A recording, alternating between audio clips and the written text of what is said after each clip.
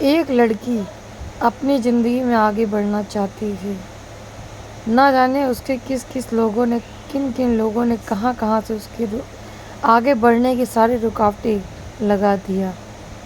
کچھ دن بعد میں لڑکی کو سمجھ میں آیا کہ مجھے کسی نہ کسی طریقے سے بندھن بنایا جا رہا ہے، مجھے باندھ کے رکھا جا رہا ہے جس سے میں کہیں آگے کام نہ کر سکوں۔ یہ بات اس نے اپنی ایک فرینڈ کو بتایا۔ پہلے تو فرینڈ نے اس کی باتوں کو وشواس نہیں کیا۔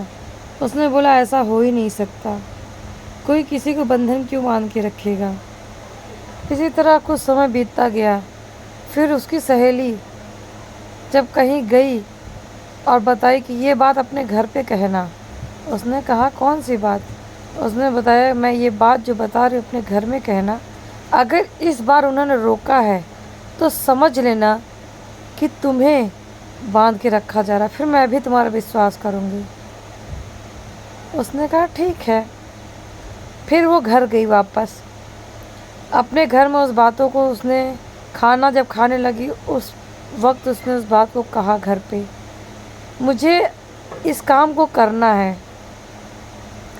سب نے پہلے بولا ہاں ٹھیک ہے کر لینا، پہلے کھانا ختم کرو۔ جب کھانا ختم ہو گیا اس کے بعد اس نے صبح تیاری کر لیا جانے کے لیے، تو گھر والوں نے کہا کہاں جا رہی ہو؟ پھر اس نے کہا میں نے آپ سے کل پوچھا تو تھا، آپ نے کہا کر لینا یہ کام۔ ارے لیکن میں نے اس سمے کھانا جب کھا رہے تھے تو ہم یہ نہیں چاہ رہے تھے کہ تم کھانا چھوڑ دو، کسی پرکار کا ہمیں ٹینشن نہیں چاہیے تھا کھانا کے وقت میں۔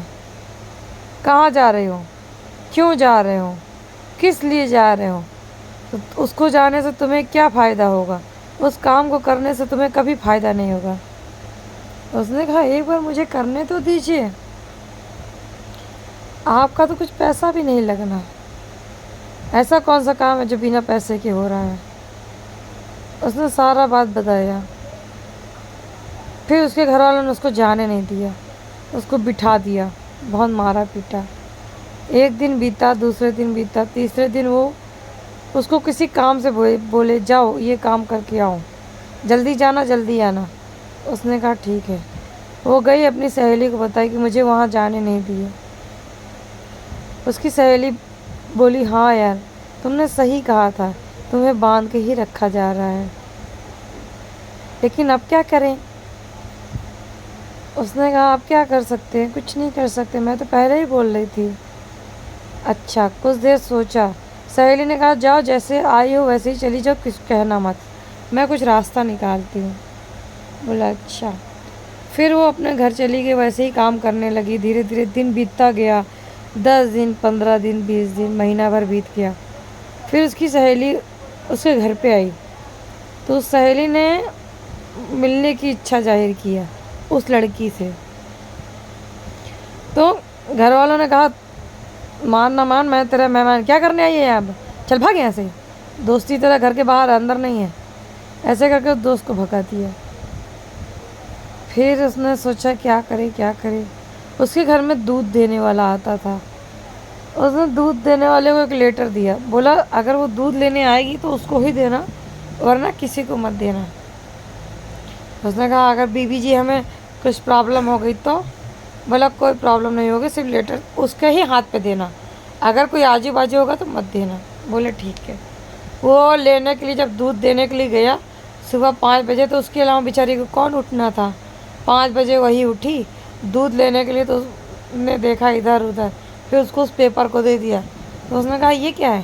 اس نے بولا تمہاری سہیلی نے دیا ہے۔ بولی اچھا۔